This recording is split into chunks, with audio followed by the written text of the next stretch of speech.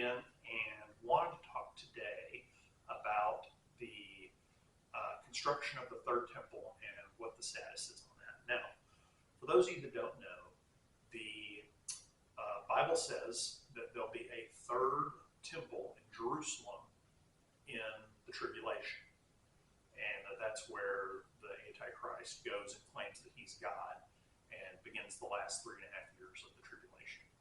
So we know that this thing has to be built before, not before the tribulation, it can actually be built during the tribulation, but it has to be constructed and ready before the 3.5 year mark of the tribulation.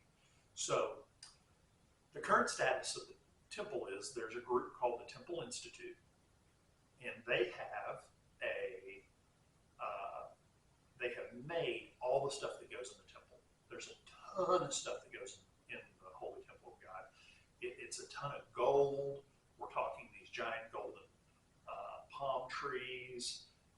They have to make certain tables out of brass. They have to make tons of utensils and cups and all these things. And so there's hundreds of pounds of gold, and then there's all this brass implements and all the stuff for the priests to use in the temple.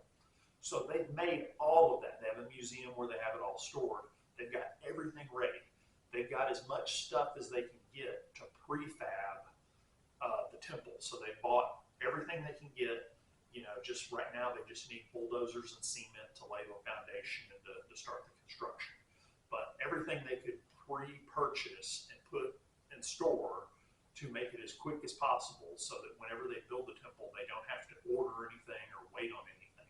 They've got everything that they can possibly get ready to go ready. But the problem is they're missing one little key ingredient. They can build the temple, but they can't use it. And the reason they can't use it is because in order to purify everything, they need the ashes of a red heifer. Okay? Basically, in the Old Testament, it says that everything in the temple has to be sanctified. And what they do is they take water, a sprinkle of red heifer ashes, mix it together, and they go and they sanctify stuff. And they throw it on the tables. They have to sanctify the Levite priests. That's the rites of purification, is the water and the ashes of a red heifer. So they haven't had a red heifer for 2,000 years. They have been searching everywhere, and they can't find any of the old containers that have any of the red heifer ashes in them. They've been lost in history. So they've been searching since about in the 80s all over the world for a red heifer. Well, there's an evangelical Texan who's a cattle guy, and he has for years been breeding red cows for the purposes of making a red heifer. And finally, a couple years ago, he was able to produce 7 red calves. And the Jewish rabbis came over and purchased them from him and took them back to Israel. And since then, out of the 7, I think 5 or 4 still qualified. A couple got disqualified because they look them over with a fine-tooth comb and magnifying glasses, and they found too many black hairs in one little spot too close together or something like that, so that cow got disqualified. So there can be like a black hair occasionally on them, but they can't be clumped or something. I don't know. There's a lot of rules. But the point is they still have at least 4 that qualify as red heifers. And they have to get a certain age, not to be calves, to actually be heifers. And I think that's somewhere around 2.5 or 3.5. And that happened last fall. Okay? So right before they were old enough, these rabbis were talking about how they were going to be able to do the ceremony of the red heifer and get the ashes. And they were announcing that they're trying to decide if they wanted to do it on this Jewish holiday or another Jewish holiday. And they probably would go and do it on the Mount of Olives, I think. And so they were planning all this, but before they could do it, the October 7th attack by Hamas happened. Okay, so all that got put on hold because tensions were super high and there's a war going on and all this, and they didn't want to add fuel to the fire, so the government told them, hey, settle down, you're not doing this red heifer thing.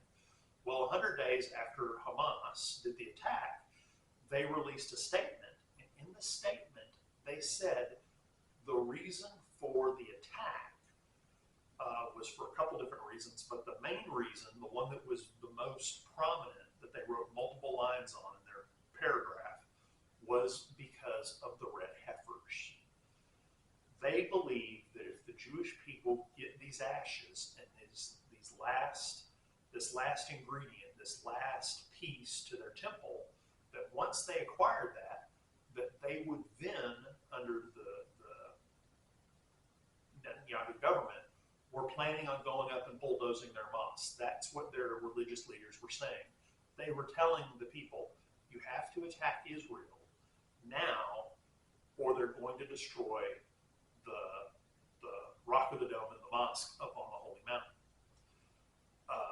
So it's just amazing because, I hear all these different reasons on the news about why this attack happened and the justifications and everything. And what everyone's missing is, this is a holy war. This is a war between Judaism and the Muslims, and these things have been going on for thousands of years. This is about competition between people who recognize themselves as God's people. They don't really care about wealth and land and all that. This is a religious battle. That's why they're willing to sacrifice themselves and their populations, is not because of the way we in the Western world think, but it's the way they think in the Eastern world. It's all about religion. And that's what a lot of people are missing. And so nevertheless, they still got a couple years that they can do this thing with the Red Heifers and get the ashes. And they'll have the last piece then that they need to build the temple, except they just don't have access to build it up on God's holy mountain where the original temples were. So again, it's going to be interesting how this turns out. The only way I can see that they would be able to build a temple on the Temple Mount would be after some type of great victory that was so great that the Muslim people wouldn't have the fight in them to attack. So basically, the wars it speaks of in the end times, I think one of those wars is going to have it where there's a treaty afterwards where they say, we get to go build the temple up on the mountain, and we'll build it to the left of the Rock of the Dome, for instance. Or there's another possibility that there's a big war and there's going to be a huge earthquake. Well, from history tells us the Rock of the Dome has fallen 3 different times in earthquakes since it was originally built. So possibly it's going to be an act of God that destroys the Rock of the Dome and a decisive battle won that causes them to be able to build the temple. So we'll get more into that. I'm going to cover more into that and my theories on that when we talk about the War of Gog and Magog in a later video. So I hope you enjoyed this about the third temple and the red heifer that they now have been able to get. And God bless all of you.